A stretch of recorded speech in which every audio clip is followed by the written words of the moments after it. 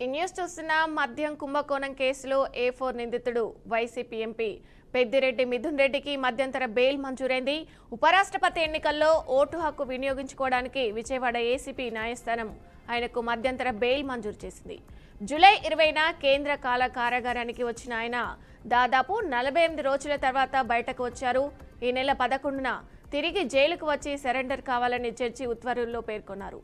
శనివారం సాయంత్రం సుమారు 4.10 నిమిషాలకు జైలు నుంచి బయటకు వచ్చిన మిథున్ రెడ్డిని వైసీపీ నేతలు, మాజీ ఎంపీ మార్గాన్ని భరత్, మాజీ ఎమ్మెల్యేలు చీర్ల జగ్గిరెడ్డి, సత్తి సూర్యనారాయణ రెడ్డి, గుళ్లపల్లి సూర్యారావు తదితరులు కలిశారు. ఎవరితోనూ మాట్లాడకుండా అభివాదం చేసిన మిథున్ రెడ్డి మధురపూడి విమానాశ్రయం నుంచి హైదరాబాద్ వెళ్లారు. ఇక ఇదే అంశానికి సంబంధించి పూర్తి సమాచారం మా ప్రతినిధి నాగకిషోర్ అందిస్తారు. నాగకిషోర్, చెప్పండి. విజయ, థ్యాంక్ యూ విజయ.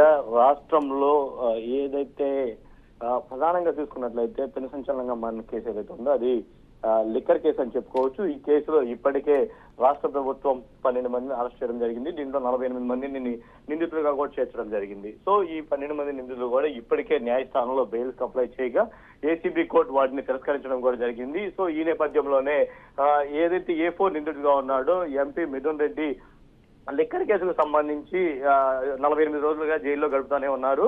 సో ఈ నేపథ్యంలోనే ఆయన అనేక మార్లు బెయిల్ పిటిషన్ కూడా దాఖలు చేశారు. సో బెయిల్ పిటిషన్ దాఖలు చేసినప్పటికీ కూడా కోర్టు వాటిని తిరస్కరిస్తూ వస్తుంది. ఈ నేపథ్యంలోనే ఆయన ఎంపీగా ఉన్నాడు కాబట్టి ఉపరాష్ట్రపతికి ఎన్నికలు వచ్చిన నేపథ్యంలో ఉపరాష్ట్రపతి ఎన్నికలకి నేను ఓటు హక్కు వినియోగించుకోవాల్సి ఉంది. సో ఓటు హక్కు వినియోగించుకునే వరకు కూడా నాకు మధ్యంతర బెయిల్ మంజూరు చేయాలని చెప్పి కూడా ఆయన ఏసీబీ కోర్టుకు విన్నవించుకున్నాడు. ఈ నేపథ్యంలోనే ఏసీబీ కోర్టు ఇరు వాదనలు విని ఆయనకు మధ్యంతర బెయిల్ ను మంజూరు చేయడం జరిగింది. మళ్ళీ ఈ నెల 11వ తారీఖు ఉదయం 10 గంటల లోపల రాజమండ్రి సెంట్రల్ జైల్లో కూడా లొంగిపోవాలన్న ఆదేశాలు జారీ చేయడం జరిగింది. ఈ నేపథ్యంలోనే ఏదైతే జడ్జి మధ్యంతర బెయిల్ ఇచ్చారో ఆ మధ్యంతర బెయిల్ తోటి నిన్న మిథున్ రెడ్డి లాయర్లు రాజమండ్రి సెంట్రల్ జైలుకి చేరుకొని ఆయన్ను బయటకు తీసుకొచ్చారు. సో ఈ నేపథ్యంలోనే ఆయనతోటి పాటు ఆయన బయటకు వచ్చిన నేపథ్యంలో 2 తూర్పుగోదావరి, పశ్చిమ గోదావరి జిల్లా వైసీపీ నాయకులతో పాటు మాజీ ఎంపీ మార్గాని భరత్ తో పాటు ఇతర ఎమ్మెల్యేలు కూడా ఆయన కలిసేందుకు వచ్చారు. కానీ వాళ్ళందరికీ అభివాదం చేసుకుంటా ఆయన రాజమండ్రి దగ్గర ఉన్న ఎయిర్పోర్ట్ ద్వారా హైదరాబాద్ కు